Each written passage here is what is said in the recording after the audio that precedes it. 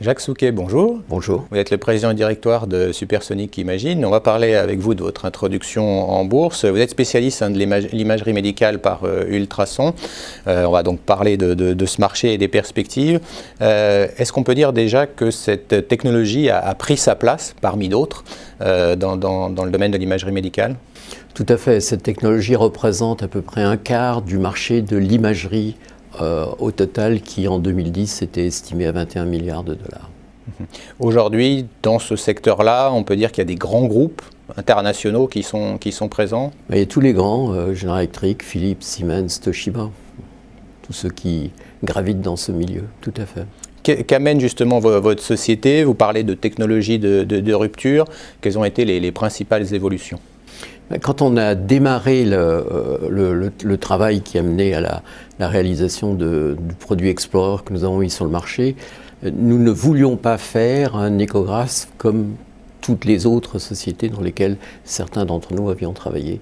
Et on a regardé dans d'autres industries que la nôtre s'il y avait des technologies qui répondaient à nos spécifications. Et on a trouvé très rapidement que dans l'industrie du jeu vidéo, il y avait un composant qui est le processeur graphique, la fameuse carte NVIDIA qui existe dans tous les jeux vidéo, qui répondait tout à fait à ce que nous cherchions.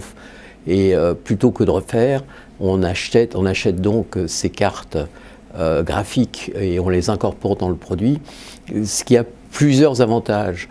Un, ça transfère l'intelligence du produit du hardware au logiciel. Deux, ça nous a permis de réduire considérablement l'empreinte hardware composant du produit. On n'a plus que 3 cartes aujourd'hui dans le produit, alors qu'un produit similaire de la concurrence, il y a 25 cartes électroniques. Et 3, ça nous a permis de faire un produit qui a des cadences d'acquisition extrêmement élevées, de l'ordre de 20 000 images par seconde, alors que les produits classiques montent à 100, 200 images par seconde. On peut dire que votre positionnement est plutôt premium, haut de gamme, oui, c'est exact. Notre positionnement est un produit pour la radiologie dans le domaine premium haut de gamme. Aujourd'hui, justement, au moment où vous venez en bourse, un certain nombre de produits ont déjà été installés. Quelle a été justement, je dirais, la tendance pour vos activités?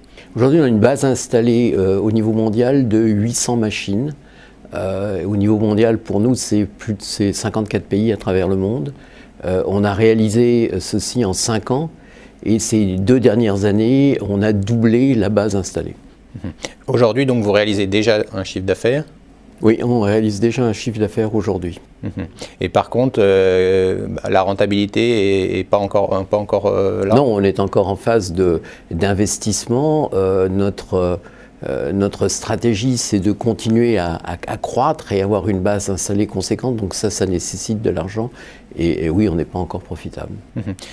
On peut dire que les premiers pays intéressés sont d'abord les pays matures. Est-ce vraiment le cas? Ou est-ce que vous pouvez déjà être sur des pays dits émergents, par exemple?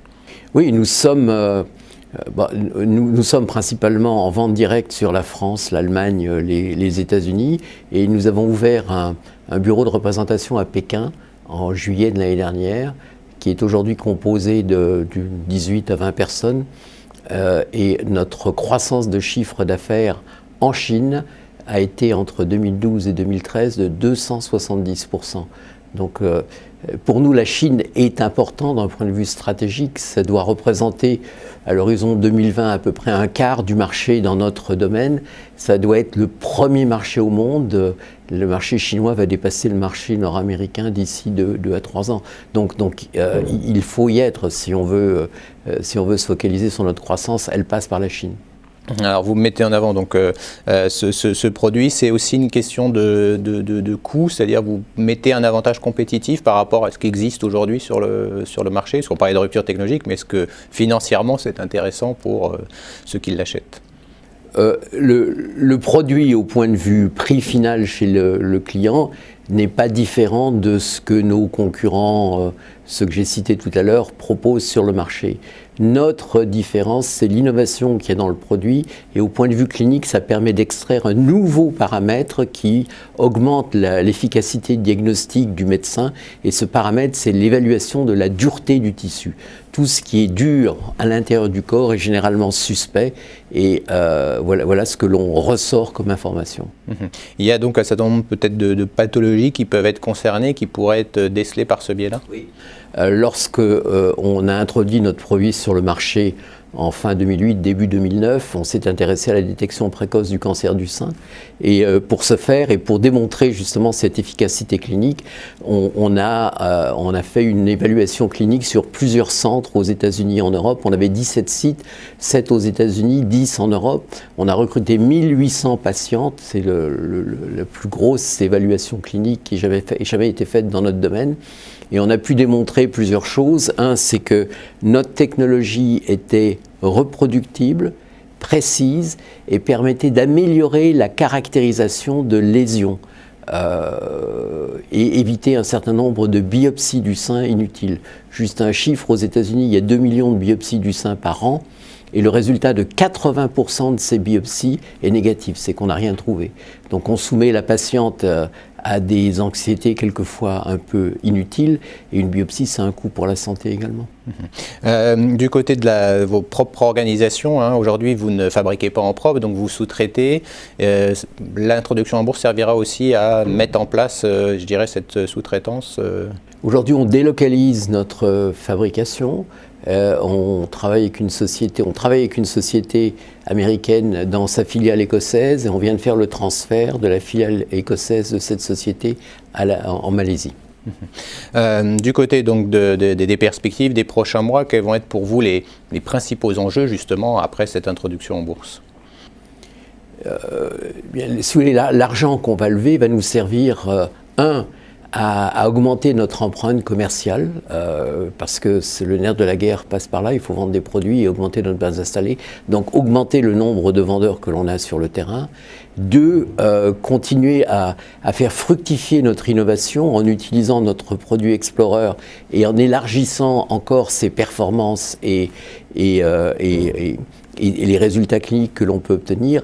Et 3, aujourd'hui nous sommes une société monoproduit en regardant comment on va élargir la gamme de produits pour adresser divers segments de prix. Ça pourrait passer par des acquisitions, parce qu'on parlait de logiciels, il peut y avoir un intérêt, ou par croissance organique pour vous? Les deux, on est ouvert aux deux perspectives. L'acquisition n'est pas tabou.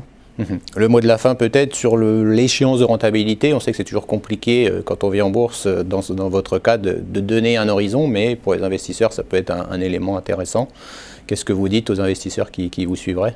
La question a été effectivement posée, et aujourd'hui, dans la structure dans laquelle on est et en suivant le plan stratégique que l'on a, on devrait être au point mort à 5 ans après l'IPO. Eh bien, on suivra ça. Merci d'avoir fait le point avec nous, Jacques Souquet. Je rappelle que vous êtes le président du directoire de Supersonic Imagine. Merci beaucoup.